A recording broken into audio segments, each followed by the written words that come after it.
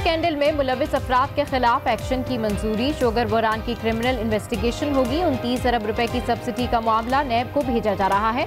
मुआवले खुसूसी शहजाद अकबर की media briefing. बताया subsidy देने और लेने वाले दोनों के खिलाफ कार्रवाई होगी, चाहे कोई वजीर हो या सेक्रेटरी, सबके खिलाफ एक्शन होगा। साबका सब्सिडीज की इंक्वायरी के लिए भी नैब को रेफरेंस भेजा जाएगा। शहजाद अकबर ने अपोजिशन की ऑल पार्टीज कॉन्फ्रेंस को ऑल शुगर डैडीज कॉन्फ्रेंस करार दे दिया।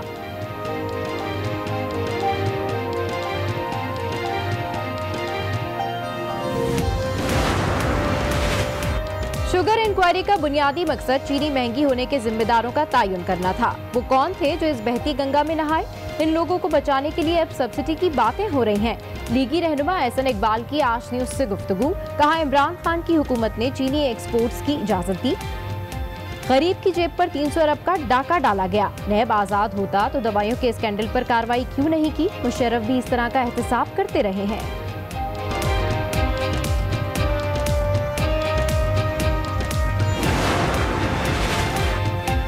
ये हुकूमत बुनियादी तौर पर फाशिस्ट है, आग से ना खेला जाए। रहनुमा पीपल्स पार्टी कमर जमान कायरा की प्रेस कॉन्फ्रेंस। बोले, इस वक्त कौमी हम आहंगी की जरूरत है। अपोजिशन को हम आहंगी पर बात करने पर बुरा भला भूला जा रहा है। ये भी कहा, NFC का मसला वसाइल की तकसीम नहीं, कमी है। अपोजिशन जमातों की APC NFC के नोटिफिकेशन को मुस्तरद करती है।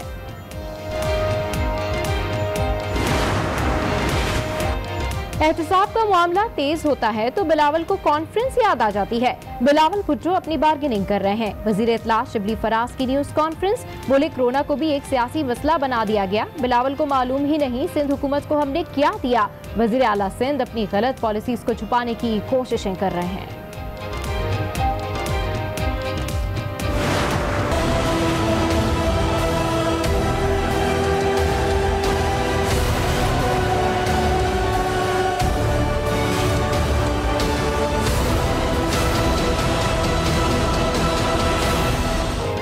पाकिस्तान में कोरोना केसेस में रिकॉर्ड इजाफा। एक दिन में मजीद 67 अफराद चल बसे। बात 2002 हो गई। मजीद 4960 अफराद वायरस का शिकार। मुतासरीन की तादाद 1 लाख के करीब। तादाद 98,943 तक जा पहुंची। आलमी वेबसाइट पर पाकिस्तान 15वें नंबर पर आ गया।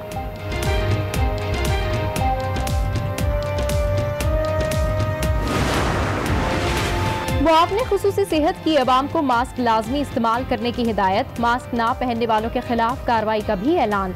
मास्क की हिदायत का निफाज सूबों की जिम्मेदारी होगा। डॉक्टर जफर मिर्जा की न्यूज कॉन्फ्रेंस। कहा, हुकूमत कोरोना के खिलाफ मरबूत हिकमत अमली के मुताबिक काम कर रही है।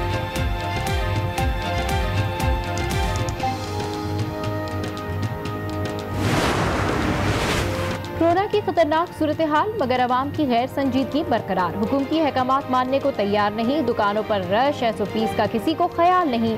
बदीन में मुसाफिर गाड़ियों में भी SOPs नजरअंदाज।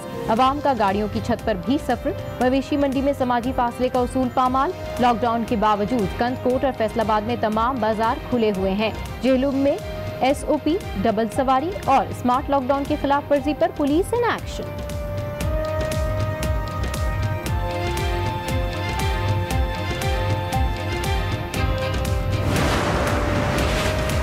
पीपल्स पार्टी ने सिंध की मंजूरी के बगैर स्टील मिल्स के लिए विफाक का हर फैसला मुस्तरद कर दिया।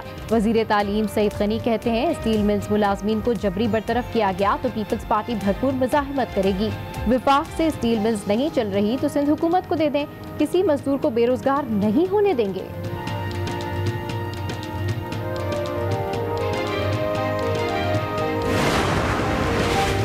सिंध असेंबली में कायदे हिज़्ब खिलाफ फिरदौस शमीम नकवी का सिंध हुकूमत पर करप्शन का इल्जाम। कहा, वज़ीर आज़म नोटिस लें, पीपल्स पार्टी के जुल्म सितम से निजात दिलाएं। सिंध के हुक्मरानों ने कराची को करबला बना दिया। शहर के लिए K4 मंसूबे का रूट 13 मरतबा तब्दील किया गया। पानी नहीं मिला तो लोगों को सड़कों पर लाएंगे।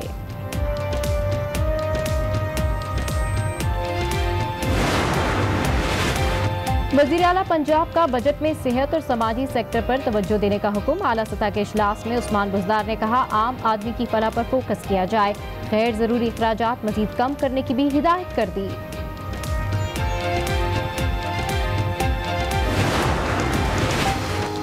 लीगी रहनुमा राना सनाउल्लाह का हुकूमत पर मईशत को तबाह करने का इल्जाम। ये भी कहा शेख रशीद झूठी खबरें उड़ाते फिर रहे हैं। हुकूमत की तवज्जो सिर्फ अपोजिशन को तनकीद का निशाना बनाने पर मरकूज है।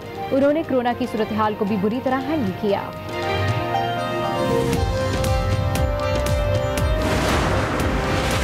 सांगढ़ पर टिड्डी दल के हमले जारी। शहदादपुर समेत दीगर इलाकों में फसलों को शदीद नुकसान। किसान रिवायती तरीकों से टिड्डियां भगाने में मसरूफ। जिले इंतजामिया का दूर दूर तक कुछ पता नहीं।